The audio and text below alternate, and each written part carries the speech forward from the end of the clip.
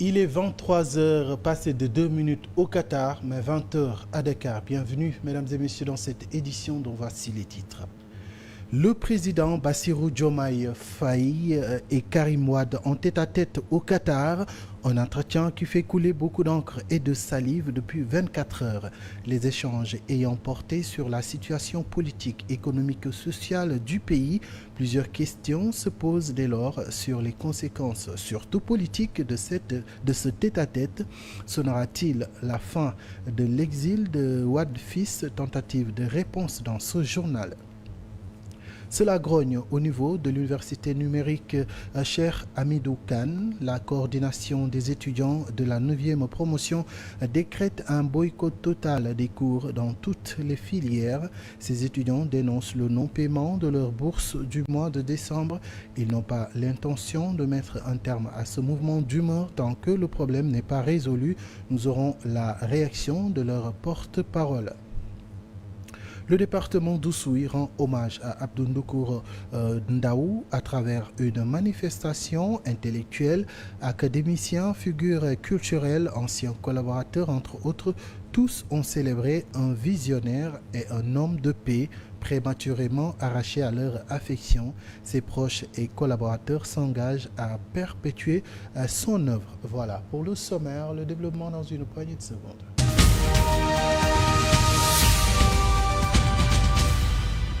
Rebonsoir à toutes et à tous. Le président de la République, Bassirou Diomaye Diakhar Faye, s'est entretenu avec Karim Wade lors de sa visite au Qatar. À travers donc un message sur sa page Facebook, le chef de l'État révèle que leurs échanges ont porté sur la situation politique, économique et sociale du Sénégal. Des interrogations fusent de partout sur les conséquences de ce tête-à-tête. Le PDS, à travers donc cette rencontre, va-t-il renaître de ses cendres? Allons-nous assister à un retour au bercail de l'ancien ministre condamné à l'exil en 2016 après sa libération? Tentative de réponse avec Dieu Mbaye. Une photo assez parlante. Cette poignée de main chaleureuse entre les deux hommes laisse prévoir une probable délivrance de Karim Wade, qui vit depuis 2016 sur le sol qatarien, après avoir été contraint à l'exil. Le chef de l'État, Bassirou Diomaye Faye, à l'occasion de sa visite au Qatar, a reçu en audience le fils de l'ancien président de la République, Maître Abdoulaye Wade. Sur sa page Facebook, le président Diomaye dit avoir apprécié son entrevue avec l'ancien ministre. En marge de ma visite au Qatar, j'ai reçu en audience M. Karim Wade, ancien ministre de la République. Nous avons eu des échanges constructifs sur la situation politique, économique et sociale de notre pays, a écrit le président de la République. De nouvelles perspectives vont s'ouvrir peut-être pour Wade fils après cet entretien. La déroute de Karim a démarré tout juste après la chute du régime de Wade en 2012. L'ancien ministre d'État de la coopération et des transports sous Wade, poursuivi pour enrichissement illicite, a été condamné en mars 2015 à 6 ans de prison ferme et à plus de 138 milliards de francs CFA d'amende. Il a été gracié en 2016 par l'ancien président Macky Sall, une libération entaché par des clauses qui restent jusqu'ici confuses. La seule condition apparente est le fait qu'il n'avait plus le droit de remettre les pieds au Sénégal, du moins durant tout le règne de Macky Sall. Karim, depuis lors, a essuyé pas mal de débâcles sur le plan politique. Il gère à distance le gouvernail du vaisseau du Parti démocratique sénégalais, un parti littéralement fragilisé par son absence. Sa candidature aux élections présidentielles de 2019 et de 2024 ont été rejetées en raison d'une application de l'article L31 du Code électoral, article selon lequel toute personne ayant fait l'objet d'une peine d'emprisonnement de 5 ans ou plus ne peut en aucun cas s'inscrire sur une liste électorale. Le président Diomaye va-t-il permettre à Karim de rentrer au bercail? Va-t-il l'affranchir totalement afin qu'il puisse jouir pleinement de ses droits civiques et politiques? En tout cas, cette rencontre augure des lendemains meilleurs pour les démocrates. En attendant, Dieu Mbaye, ses lendemains meilleurs, parlons de l'enseignement supérieur et de ses difficultés. La coordination des étudiants de la 9e promotion de l'université numérique Cheikh Hamidou Kane décrète un boycott total des cours dans toutes les filières. Ils dénoncent le non-paiement de leur bourse du mois de décembre. Selon le président de la dite coordination, toutes les autres promotions ont reçu leur bourse à l'exception de la leur. La grève va se poursuivre jusqu'à ce que des mesures concrètes soient prises. Hassim Sissé apporte leur parole. La coordination des étudiants de l'université numéro Cheikh Hamidou Kane déclare une grève et un boycott total des cours en ligne et des travaux dirigés dans toutes les filières jusqu'à des mesures concrètes soient prises pour garantir la réception potentielle des bourses d'études. Cette action vise à attirer l'attention sur nos défis financiers auxquels de nombreux étudiants sont confrontés.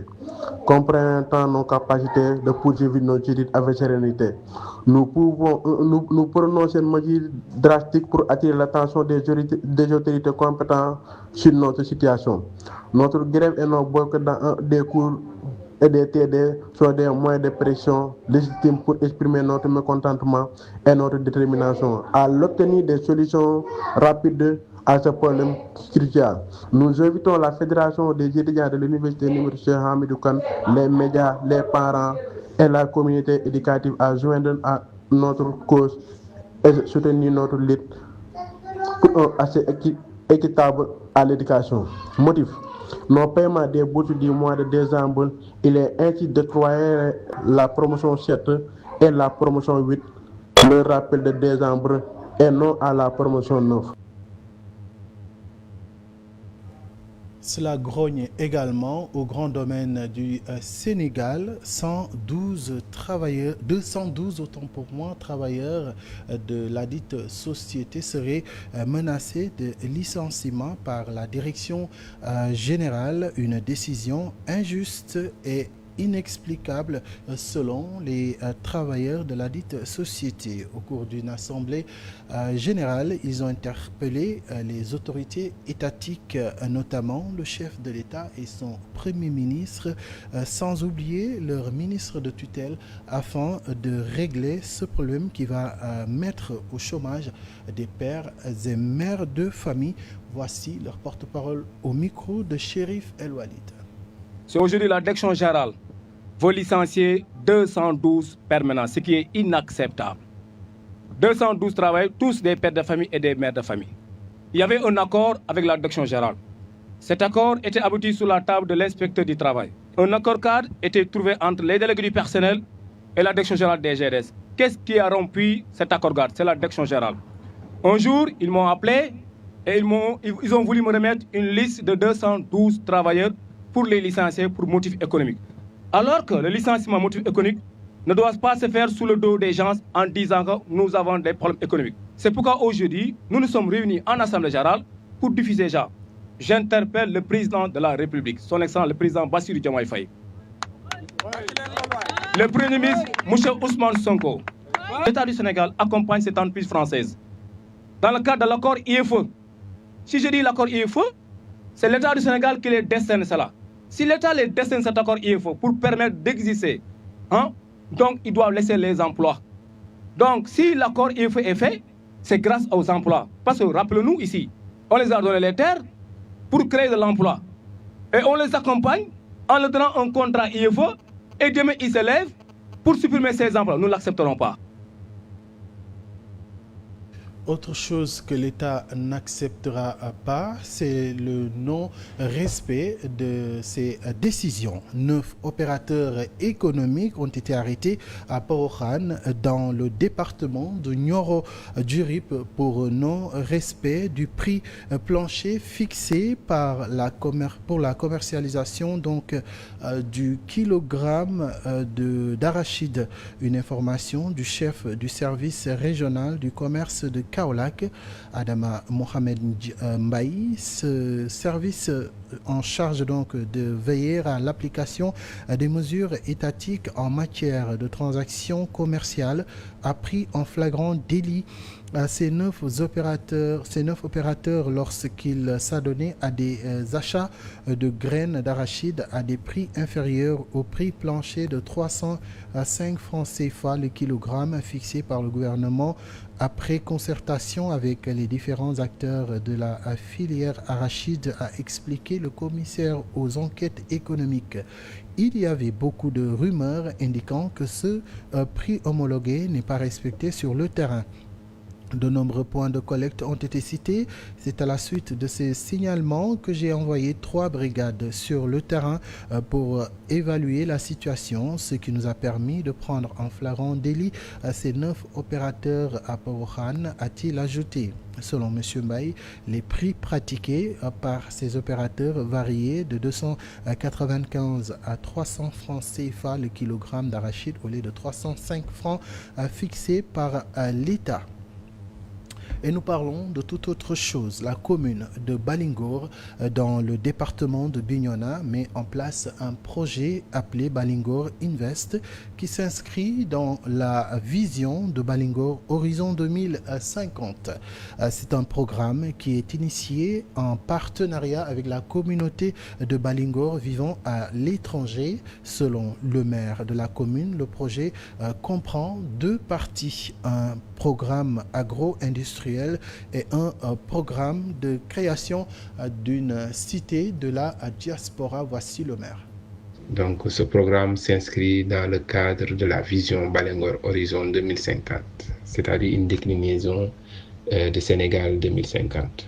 Donc les objectifs à court terme de ce projet, c'est d'abord de produire en gros du maïs et des milles sur 40 hectares par exemple, et de mettre en place une unité industrielle d'aliments de volailles et de bétail, mais aussi mettre en place un élevage de poules, surtout pondeuses, mais aussi une unité industrielle de production d'avéoles et d'œufs. Ce qu'on attend, l'implication de la diaspora, c'est en gros une forte implication de la diaspora, je veux dire, de la commune de Balingor, mais aussi un soutien du pouvoir public en termes d'aménagement et d'équipement, d'eau et d'énergie. Nous avons le deuxième projet qui est la Cité de la Diaspora aussi, qui sera présenté lors de ce forum, où la commune de Balingor s'engage dans un programme aussi ambitieux de développement de logements modernes pour offrir à ses habitants un cadre de vie idéal. Donc dans la commune où nous avons 3 villages, ces 3 villages vont accueillir chacun près de 80 logements, à peu près de 200 mètres carrés, chacun bâti sur une superficie de 1200 mètres carrés.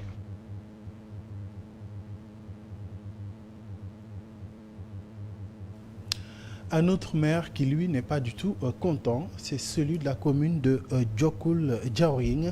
Les populations de cette localité expriment leur désespoir face à l'exploitation du zircon dans leur zone. La société GCO serait en train de détruire la commune selon le maire.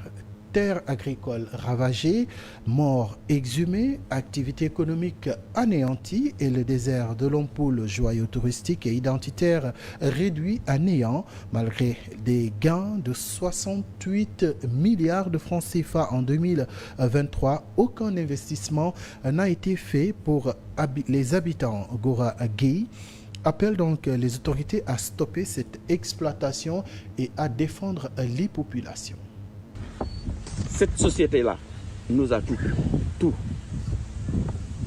Elle nous a pris nos terres, nos cultures, nos traditions, notre désert, nos activités de subsistance. Elle a même déterré nos morts. Elle a créé un climat de suspicion entre nous. En suppliant, sinon même en suppliant, son Excellence le Président de la République, Bassirou Diomaye Faye, le Premier ministre Ousmane Sonko, le ministre en charge des mines, d'arrêter cette société-là encore qu'il est temps. De revoir complètement le contrat qui le lie avec l'État du Sénégal. En prenant en compte les communautés et les communes. Puissent acter ça de façon écrite dans la renégociation des contrats. Mais avant qu'ils les arrêtent, ils sont en train de détruire tout. Qu'ils les arrêtent avant. tu convoques 200 personnes, tu le formes en 2 jours. C'est pas sérieux. En 2023, les SCO, c'est 180 milliards de chiffre d'affaires. C'est 68 milliards de bénéfices. Et c'est 0 franc investi dans les communes et les communautés.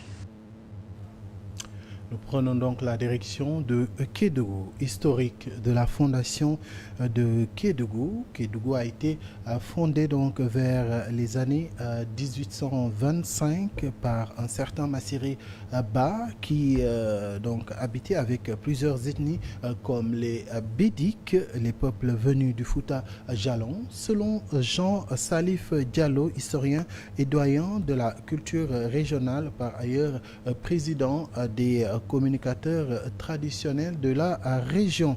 Après plusieurs attaques des ennemis du Kasso et repoussé par les vaillants soldats de Nyokolo et du Lei Mayo, Famanson Keita fut chassé de la région de Kédougou. Voyons tout cela avec Mamadou.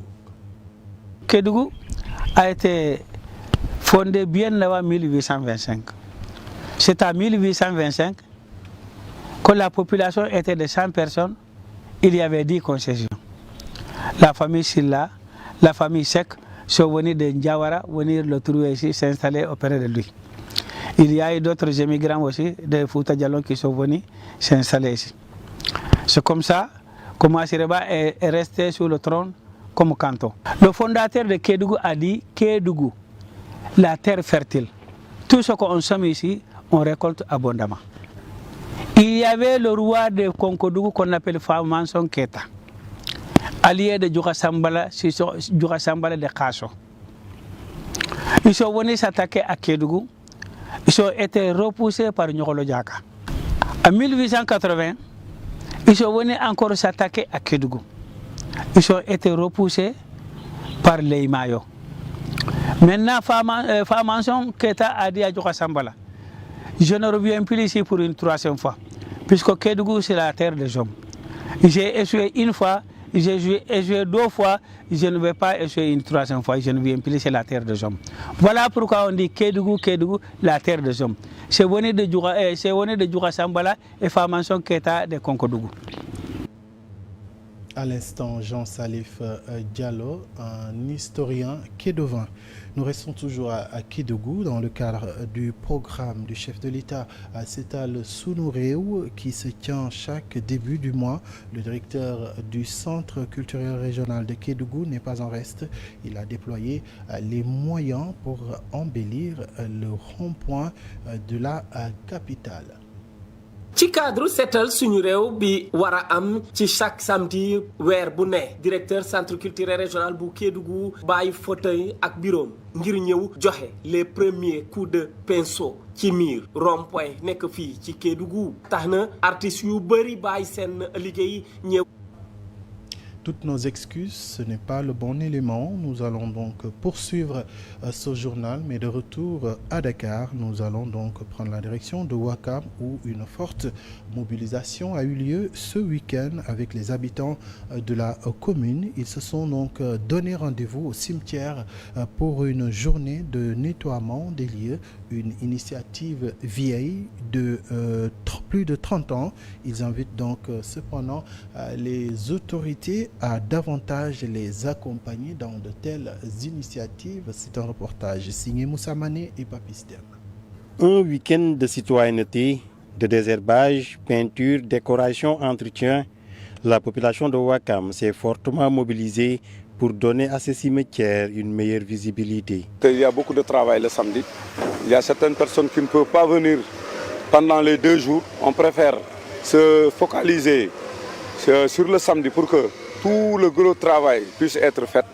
Donc le lendemain, qu'on puisse venir faire la peinture et quelques réglages pour pouvoir terminer le travail en 2 jours. Ils se sont démêlés avant midi. Ils ont tout terminé. Une initiative perpétuée depuis plus de 30 ans. Donc depuis des années, nous procédons de cette manière et Dieu merci, on s'en sort. Chacun de nous nettoie son domicile tous les jours quand il se réveille. Mais ce lieu est beaucoup plus important. Nous devons faire en sorte que l'endroit soit toujours propre. Ils invitent les autorités à davantage soutenir l'initiative, une initiative qui participe au rayonnement du village de Ouakam. Je salue cette initiative. On est appelé à mourir un jour. Et l'on souhaiterait qu'on prenne soin de notre tombe comme nous le faisons en ce moment. Chacun s'y met. Certains mettent de leur argent, d'autres nous viennent avec des conseils, d'autres viennent avec du matériel. Nous remercions votre patronne. Donc vraiment, depuis plus de 15 ans, elle nous soutient. Rendez-vous est donné très prochainement pour l'ouverture du tout nouveau cimetière de la localité. Une note religieuse, la communauté mouride va célébrer le Magal annuel de Thiéyène Djolof le samedi 4 janvier prochain. En prélude de cet événement, la Fédération nationale Islahou Darini a tenu à exposer les difficultés auxquelles font face les populations de cette localité qui a pourtant accueilli le Cheikh Serigne Touba Mbacké de 1907 à 1912. Le village est difficilement accessible à cause de son enclavement et les problèmes d'eau et d'électricité y sont récurrents. C'est un village où Serigne Touba a séjourné pendant 5 ans. Thiéyène est un village qui a été le premier titre foncier de Mouride. Bon, le Magal que nous célébrons, c'est sur le ndigal de Serigne Cheikh Mbacké Madina. Nous le célébrons il y a plus de 20 ans. Et ce Magal, c'est la Fédération nationale Islahou Darini qui est à la tête. C'est un village qui est à 18 km de Boulal, mais dont la piste n'est pas goudronnée. L'eau, il y a un manque d'eau. Bon, l'électricité, comme l'a dit Bassirou, bon, les poteaux sont installés, mais le courant n'est pas encore arrivé. Donc tout ça, c'est des manquements. La case de santé n'existe presque pas. Bon, là aussi, c'est des manquements. On a souligné ça au préfet, au gouverneur. On a écrit chaque fois des lettres pour que ces manquements-là soient rectifiés. Mais en vain. Ça fait partie des localités de Serigne Touba. Comme Porokhan, Touba, bon, c'est une localité qui appartient à Serigne Touba. Bon, un lieu où Serigne Touba a fait 5 ans, ce n'est pas négligeable.